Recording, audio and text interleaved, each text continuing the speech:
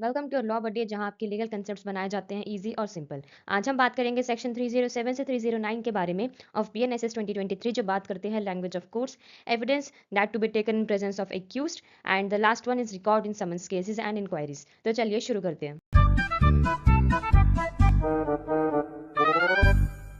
Section 307 कहता है कि द स्टेट गवर्नमेंट में determine what shall be for the purpose of this Sunita the language of each court with in the state other than the high court.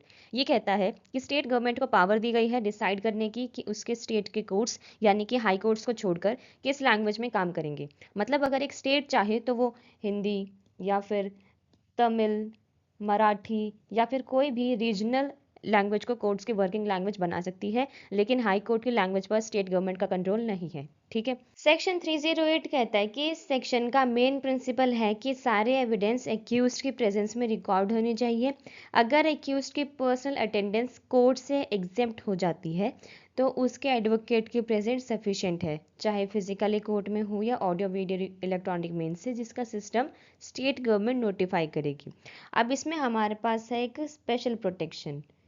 वो special protection कहती है कि अगर एक महिला यानी कि अगर एक विमेन जो 18 साल से छोटी है और उसके साथ रेप या सेक्सुअल ऑफेंस हुआ है, उसकी एविडेंस रिकॉर्ड करते वक्त कोर्ट इंश्योर करेगी कि उसको एक्यूज्ड के सामने डायरेक्टली कन्फ्रंट ना करना पड़े, लेकिन एक्यूज्ड का क्रॉस एग्जामिनेशन का राइट प्रोटेक्ट किया जाएगा। ठीक है।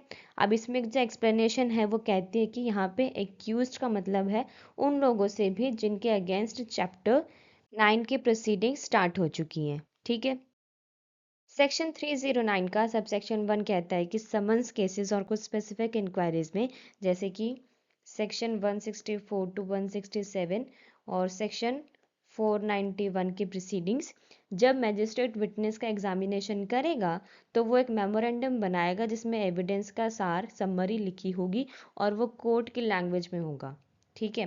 मूविंग टू सबसेक्शन 2, ये कहता है कि अगर मजिस्ट्रेट खुद लिखने में अनेबल है, वो नहीं लिख सकता, तो रीज़न रिकॉर्ड करेगा और ओपन कोर्ट में अपने डिक्टेशन से लिखवा सकता है। ये मेमोरेंडम मजिस्ट्रेट के साइन के बाद रिकॉर्ड का ऑफिशियल पार्ट बन जाता है। ओके। आज के वीडियो में हमने समझा सेक्शन 307, 308 और 309 ऑफ बीएनएसएस 2023 के बारे में। अगर एक्सप्लेनेशन आपको यूज़फुल लगी हो तो वीडियो को लाइक करें, शेयर करें और चैनल को सब्सक्राइब करें। Thank you.